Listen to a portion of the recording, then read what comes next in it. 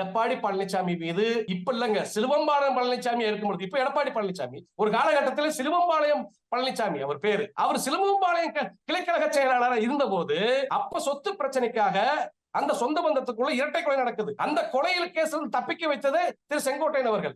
அது வரலாறு, அது எல்லாருக்கும் தெரிஞ்ச விஷயம். அது மூடியெல்லாம் மறைக்க முடியாது. அந்த கேஸ மூடி மறைச்சிட்டாங்க, முடிஞ்சு போச்சு. இப்ப எடப்பாடி பழனிசாமிக்கு இன்னும் இருக்கிறது கொலை கொள்ளை வழக்கு.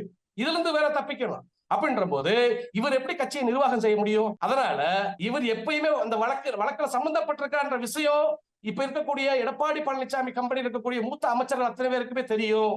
எப்ப இவர் விசாரணை வளையத்துக்கு போக போறான்னு அந்த விஷயம் தெரியும். அதனால அவங்க எல்லாம் கூடிய வரையில் ஒரு முடிவு எடுப்பாங்க.